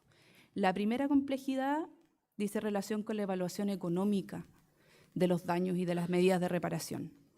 Eso no se logra para nada fácilmente en nuestro sistema. Nosotros le pedimos muchísima ayuda al Ministerio del Medio Ambiente en esto, y ahí les agradecemos muchísimo porque les mandamos varios oficios para que nos ayuden con esto, pero no es un proceso expedito ni fácil. Por lo tanto, creo que es importante darle celeridad a ese proceso. El otro problema que tenemos dice relación con la necesidad de lograr, mediante cautelares reales, proteger bienes suficientes del deudor, porque si no, no tenemos dónde ir, ¿no? En contra de qué ir. Y aquí no tenemos demasiadas resoluciones de los tribunales ambientales que se pronuncien sobre estas cautelares. Y los resultados que hemos tenido han exigido un estándar muy, muy alto. Nosotros tenemos un caso exitoso, pero que fue exitoso por un tiempo muy acotado. La única causa que he encontrado de prohibición de celebrar actos y contratos con el objetivo de proteger bienes para una eventual sentencia condenatoria futura, no para evitar que se sigan sucediendo daños, es una causa en el segundo tribunal ambiental que se dio lugar a una cautelar en el caso de Explodesa. Ahí es un caso en que se generaron daños por un proyecto minero, y ahí nosotros utilizamos el valor que el propio titular había presentado ante la superintendencia, porque también tenía un procedimiento sancionatorio ahí. Eran, recuerdo, 1.800 millones de pesos que estableció este titular que iban a costarle las medidas de reparación. También habían una serie de medidas de compensación, habían cifras de 9.000 millones de pesos. Nosotros tomamos esas cifras, también la situación económica de la empresa, y se nos concede la medida, pero luego se realiza una audiencia. Explodesa argumenta que no hay razones para pensar que no van a pagar, y nosotros contraargumentamos que estaban los estados financieros, los montos de la reparación, y claramente iba a ser muy difícil, que era importante cautelar bienes desde ya. Y finalmente el tribunal alza la medida señalando que los demandados habían mantenido una actitud en apariencia diligente. Entonces, el estándar es bien alto, o sea, evaluación económica de los bienes, saber en qué está la empresa, cuál es la situación de la empresa, y además este estándar muy alto. Y cuando pasa tanto tiempo, porque las reparaciones ambientales duran 15, 20 años, cuando pasa tiempo, digámoslo así, que la voluntariedad va disminuyendo. Y entonces es importante tener esos bienes. Por otro lado, eso es en el segundo tribunal. En el tercer tribunal ambiental de Valdivia tenemos dos casos en que se rechazaron este tipo de cautelares reales, porque se consideró que no se estaba protegiendo o debatiendo o cautelando un interés de carácter ambiental. Entonces ahí creo que tenemos que ir mejorando en ese punto, porque es relevante que se entienda la necesidad imperiosa que tenemos de cautelar bienes para que haya una reparación adecuada. Y finalmente, en relación con las reglas existentes, y que a veces que es importante que utilicemos lo mejor posible, creo que es relevante no olvidar la ley que permite a los tribunales ambientales impartir órdenes directas a la fuerza pública o ejercer medios de acción legalmente procedentes. Yo creo que si se aplicaran en conjunto esto de una evaluación económica expedita, cautelares reales y esta regla que acabo de mencionar, me parece que podríamos lograr reparaciones ambientales más rápidas en sede judicial. Yo creo que es importante la reparación en sede judicial. Me parece que la reparación en sede administrativa es estupendo, pero también la sede judicial tiene cuestiones muy importantes. Tenemos boletas de garantía, podemos lograr cautelares reales, posibilidades de embargar, etcétera. Y cuando, como digo, la voluntariedad se va difuminando, se va disminuyendo, creo que es importante resguardar la posibilidad de la reparación en sede judicial. Otro punto que me parece que es complejo en la reparación efectiva en materia ambiental es el deshacimiento, la cuestión de la cosa juzgada y el deshacimiento de los tribunales ambientales. Los tribunales, cuando dictan sentencias, generan un deshacimiento, ¿no? La sentencia produce cosa juzgada, eso da certeza a las partes, pero en temas ambientales es importante tener certeza y cosa juzgada en relación con los objetivos que tiene una reparación. Pero las medidas, el procedimiento para lograr esos resultados debiera poder mutar.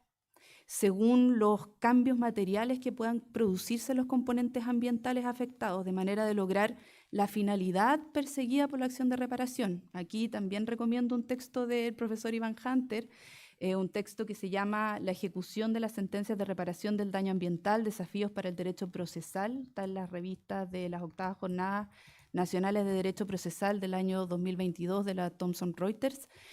Y ahí él plantea esto, que se requiere un equilibrio entre certeza y flexibilidad en materia ambiental. A mí me parece que poco a poco los tribunales han ido diseñando formas para lograr esto, ¿no? Por ejemplo, el tercer tribunal ambiental lo que hace es que en la sentencia fija objetivos generales o resultados generales. Las obligaciones de reparación son de resultados, ¿cierto? Pero deja para una resolución posterior como el detalle de la aprobación del plan de reparación. Y eso le permite tener una cierta flexibilidad en esa resolución secundaria, digámoslo así, cuando es muy necesario ir modificándola. Lo otro que es importante es qué pasa con los tribunales en las conciliaciones. En las conciliaciones muchas veces también nos pasa que los tribunales aprueban una conciliación y ahí acaba un poco la labor de los tribunales. Entonces es importante para nosotros, una lección aprendida siempre en las conciliaciones, poner una cláusula que le permita a los tribunales medir el cumplimiento y ir involucrándose en el cumplimiento de las conciliaciones, para que finalmente se logre la reparación efectiva. Ojalá de ley ferenda pudiéramos lograr reglas distintas para la ejecución en materia ambiental, que le dieran más facultades de oficio a los tribunales, que por ejemplo nos permitieran a nosotros como Consejo de Defensa del Estado perseguir la ejecución de sentencias, no obstante no haber sido nosotros los demandantes, porque pasa muchas veces que los terceros demandan y no ejecutan, ¿no? Y nosotros no podemos hacer nada frente a eso. Eso, y en relación con los reclamos de ilegalidad, yo diría que el principal desafío que tenemos es el tema recursivo, el sistema recursivo. Ahí la Corte Suprema, como sabemos, todos los que trabajamos en esto, está declarando inadmisible casaciones, quejas, porque entiende que las sentencias de los tribunales ambientales no son sentencias definitivas, porque no resuelven el fondo de las controversias ambientales. Tenemos aquí como dos universos de casos en que inicialmente se impugna ante la administración actos trámite, para luego acudir a los tribunales y después a la Corte Suprema. En general se trata de actos trámites dictados por la Superintendencia de Medio Ambiente. Y también tenemos otros casos, otro universo de casos, diría yo, en que inicialmente se impugna un acto terminal ante la administración, pero luego se acude al tribunal y se pronuncia sobre un asunto que la Corte Suprema considera formal o no concluyente. En general se trata, por ejemplo, de impugnaciones de resoluciones de calificación ambiental y de casos en que el tribunal, cuando resuelve, retrotrae el procedimiento, ¿ya? Ahí tenemos una serie de problemas y cuestionamientos. O sea, sobre el primer tipo de casos, por ejemplo, se dejan de analizar por parte de la Corte Suprema cuestiones tan importantes como lo relacionado con programas de cumplimiento ante la superintendencia, programas de cumplimiento vinculados con la superintendencia. Y sobre el segundo tipo de casos se ha cuestionado que la Corte Suprema no analice causas en que los tribunales ambientales han entrado a los aspectos de fondo que se le están sometiendo a juicio, ¿no? Entonces creo que más allá de las críticas de lado y lado en esta dificultad que estamos teniendo con el régimen recursivo, me parece que los criterios de la Corte Suprema están invitándonos a reflexionar sobre cómo está diseñado el sistema recursivo actualmente y la inquietud que tiene la Corte va orientada a pronunciarse. Ella quiere pronunciarse una sola vez sobre los proyectos, sobre los humedales, sobre los problemas ambientales y no varias veces, ¿no? Que esto que se retrotrae, se vuelve a pronunciar y este loop un poco largo que nos sucede. Entonces, yo creo que ahí hay que analizar la forma en que resolvimos en el sistema recursivo, cuánto poder le entregamos al tribunal especializado ambiental y cuánto le entregamos a la administración. Y si vale o no vale la pena estar retrotrayendo en vez de resolviendo de una sola vez, ese punto de cuánto equilibrio y cuánto poder se le da a quién, creo que es algo que tenemos que volver a reflexionar, porque si no vamos a seguir topándonos con este mismo problema en el sistema recursivo. Y creo que eso se está dando en la forma en que están resolviendo los tribunales todo lo que tiene que ver con humedales urbanos. Los tribunales no saben hasta qué punto llegar. El tercer tribunal ambiental muchas veces rectifica el mismo. El segundo más bien retrotrae. Y están con este problema de cómo interpretar este artículo 30 que tenemos de la ley 20.600 y no sabemos en el fondo hasta dónde puede llegar quién en qué materias, ¿no? Así que yo creo que esos son los puntos más complejos y que nos generan tensiones y desafíos muy importantes en materia ambiental. Gracias, Natalia. Flavio, debo pedirte que de manera muy sucinta plantees el caso emblemático para terminar con César, que nos va a presentar retos y desafíos solamente, ¿sí? Gracias. Obrigado, doutora Maria Lília. Tentarei ser bem breve. Muy breve, muy rápido. Me gustaría hacer referencia a un caso que no es un caso específico, incluso interesante. Voy a hablar de un caso. Pero esta es una acción de concentrados ante el Supremo Tribunal Federal. Parece que fuera un gesto político, pero no un gesto solo político para hacer esa referencia, porque está reconocida por la propia Suprema Corte brasileña, que ha sido una arguición del no cumplimiento de preceptos fundamentales, que es uno de los mecanismos de acceso del Supremo Tribunal Federal brasileño, y mediante el cual 7 partidos políticos brasileños afirmaram ao Supremo que havia algum estado de coisas em Brasil em lo que se refere ao tema ambiental. A intenção desses partidos políticos era obrigar, isso foi no ano 2020, para que fossem implementadas as medidas de proteção ambiental. E o Supremo juzgou e reconheceu que, de hecho, houve um período de estado de coisas inconstitucionais em Brasil em matéria ambiental. O governo de Lula, ao início de seu governo, foi uma das primeiras medidas, foi buscar ao Supremo Tribunal Federal para indicar as medidas que estavam sendo adotadas para a superação do estado inconstitucional das coisas. Agora que estamos vivendo esse período de reconstitucionalização do estado de coisas, uma ação importante foi o governo restabelecer que ele não pode ter uma política antiambiental, senão tem a obrigação de cumprir e fazer que cumpla aquilo que está previsto no artículo 225 da Constituição. E é isso o que estamos fazendo agora, trabalhando para reconstruir as políticas públicas ambientais. Todo governo brasileiro, quando assume, usa um lote para identificação do governo, e o atual é de união e reconstrução, para então reconstruir as políticas ambientais. E em termos de advocacia pública, eu vejo isso quizá como o caso mais emblemático e mais importante hoje que se encontra em curso no Supremo Tribunal Federal. Existem outros casos como o compromisso identificado para retomar os temas ambientales. Aí vou falar rapidamente sobre os desafios em matéria ambiental.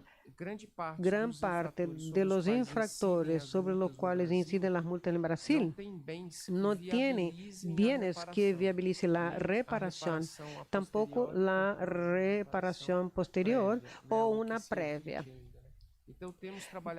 Hemos trabajado mucho con la idea de bloquear esos bienes lo antes posible en un proceso judicial. Hoy se espera que todo el trámite judicial, antes de lograr, de hecho, hacer la ejecución, los bienes no vamos a lograr aplicar las multas, por ejemplo, en el caso de la Vale, de la HP.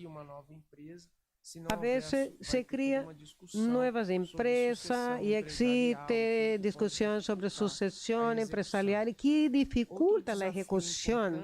Otro desafío importante es la litigancia climática. A lo largo del gobierno del año pasado fuimos reos de la mayoría de la acción de comunión y hoy ya estamos con una política pública de tener la iniciativa de buscar a las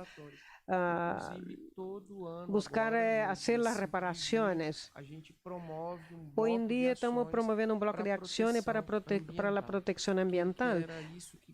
Eso era lo que yo quería decir y agradecer una vez más la receptividad de los amigos chilenos. Fue un honor tener la oportunidad de poder participar y espero poder reencontrarlos luego. Muchas gracias.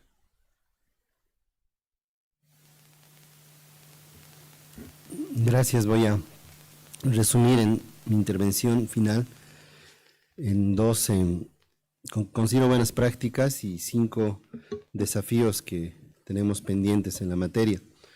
Las buenas prácticas, la primera es en los encuentros interinstitucionales por competencia, como les decía, parte de mi exposición son varias instituciones, tanto a nivel central como a nivel autonómico, que tienen competencia en la materia.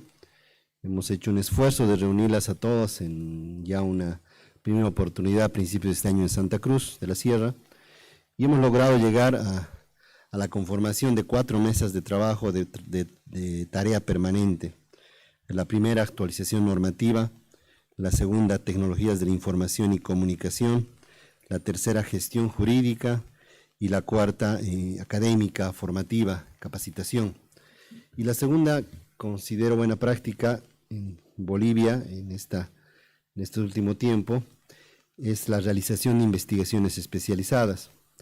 Hemos concluido, yo diría, en un 50% la primera investigación sobre chaqueos, sobre incendios o quemas ilegales no autorizadas, con un dictamen procuradorial, el dictamen procuradorial 1/2024, que tiene entre sus mandatos, que además son vinculantes de carácter obligatorio a diferentes instituciones, una de ellas la reversión de tierras, que es creo la más importante, en aquellos lugares donde se ha podido comprobar, aquellas propiedades donde se ha podido comprobar que no cumplen la función económico-social, en base a que la investigación determinó que ahí se iniciaron los incendios provocados, no autorizados, ilegales.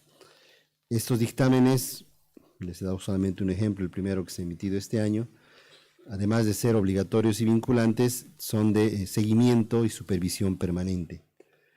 Respecto a los desafíos, yo, por lo menos para efectos de este foro, de este debate, podría plantear 5 en relación a la normativa, institucionalidad, investigaciones y prevención y sanción en materia medioambiental.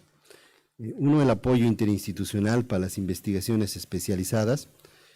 Consideramos que una importante herramienta que nos permite la legislación boliviana a la Procuraduría es realizar investigaciones especializadas, pero no únicamente tiene esa competencia la Procuraduría, la tiene también muchas de las universidades públicas, muchas otras instituciones. Estamos haciendo alianzas estratégicas con cada uno de ellos para diversificar las investigaciones.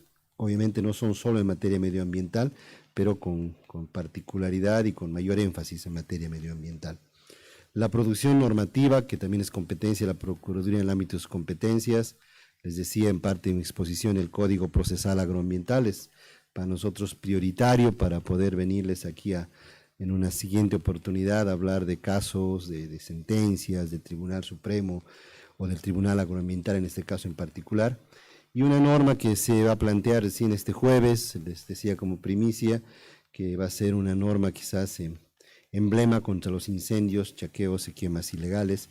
Este jueves se está planteando y mandando a la Asamblea Legislativa Plurinacional. El cumplimiento estricto y vinculante a los dictámenes procuradoriales. Ya se tiene una idea en mi país de que los dictámenes que emite el procurador tienen ese carácter vinculante, son algo así como los dictámenes que emite también la Contraloría de mi país, que deben ser cumplidos, son prueba preconstituida, etc. Y eso nos sirve mucho porque a medida de que se puedan incumplir algunos de ellos, podemos iniciar acciones de todo tipo para exigir el cumplimiento. La supervisión e intervención efectiva en procesos judiciales de afectación del medio ambiente, les decía también en parte de mi exposición que son muy pocos los procesos iniciados, más son los administrativos que los penales, y la Procuraduría tiene ese rol de supervisar a las unidades jurídicas y también hacer intervención en algunos casos que considere pertinentes. Y en este momento que estamos viviendo en mi país, para nosotros es muy pertinente, son casos priorizados los medioambientales. La plena implementación de los tratados internacionales, el acuerdo de Escazú es uno de ellos, que estamos en permanentes reuniones, participamos junto con la Cancillería, la vicepresidencia de mi país está muy involucrada en este tema, pero también se pueden generar otros a nivel bilateral o multilateral. Es más, me animo a proponer que en el marco de la LAP se pueda generar algún proyecto de tratado internacional en la materia.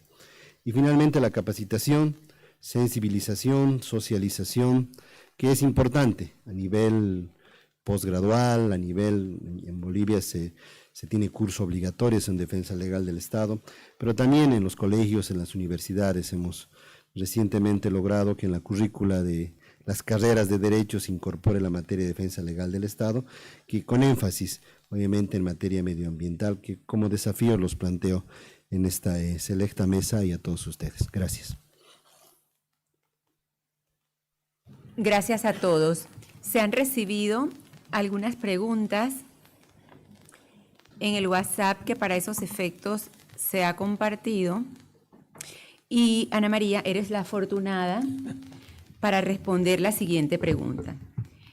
En Chile, para delitos medioambientales, ejemplo, quema o incendios en reservas forestales indiscriminados, ¿utilizan imágenes satelitales para detectar responsables? Gracias, María Lilia. Sí, efectivamente los utilizamos. Es una muy buena herramienta, pero también debo reconocer que es limitada. Sirve mucho para acreditar el hecho, pero la participación es más compleja, porque efectivamente las imágenes satelitales nos indican desde dónde surge el incendio y hasta dónde puede llegar, si es que hubo riesgo de vidas o cuáles fueron los caminos que tomaron.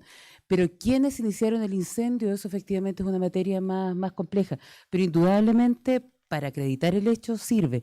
Y esto lo hemos complementado con otras pericias que hemos pedido frecuentemente en estos casos, que es un sobrevuelo en helicóptero, también por parte de la PDI, del sector afectado, que diga relación con las mismas imágenes que logramos conseguir de parte de las imágenes satelitales. Así que la respuesta es sí, y nos ha dado buen resultado. Gracias. Igualmente hay otras preguntas, pero debo manifestarles que han quedado subsumidas casualmente dentro de las conclusiones que he preparado luego de escucharlos con especial atención a todos. Podemos concluir este panel que la protección medioambiental está elevada a rango constitucional con el reconocimiento del ambiente como bien jurídico protegido en casi todas nuestras legislaciones. Que existe una ley general de ambiente igualmente para todos, con la innovación además que nos ha presentado Bolivia, que adoptará próximamente un código procesal agroindustrial. Que la reparación material del daño ambiental está contemplada igualmente en todas las regulaciones y aún cuando se cuenta con normativa para sancionar con multas, se coincide en que la ruta criminal es la más efectiva para reprimir a los infractores de la protección medioambiental. Que por diversas razones no se logran aplicar las multas y en la mayoría de los casos los infractores no cuentan con los recursos para compensar el daño causado, por lo cual el principal desafío que nos encontramos enfrentando a futuro será continuar implementando medidas para preservar el medio ambiente, tanto en el plano administrativo como en la persecución de los delitos. Y en ese sentido de implementación de nuevas medidas, me complace comunicarles en nombre de la Junta Directiva de la Asociación de Abogacías y Procuradurías de Estado que en la reciente Junta Directiva que se llevó, Asamblea General Extraordinaria que se llevó a cabo en la mañana de hoy, se ha contemplado la creación de un grupo de trabajo en materia medioambiental para seguir fortaleciendo todo este trabajo tan importante y dejar pues esa impronta en este tema que es trascendental a futuro. Les agradezco muchísimo la atención a todos los presentes, al doctor Raúl Letelier por la organización de este fantástico panel y, por supuesto, a ustedes, quienes sin su presencia no hubiese sido posible la realización del mismo. Muchas gracias y que tengan buenas tardes.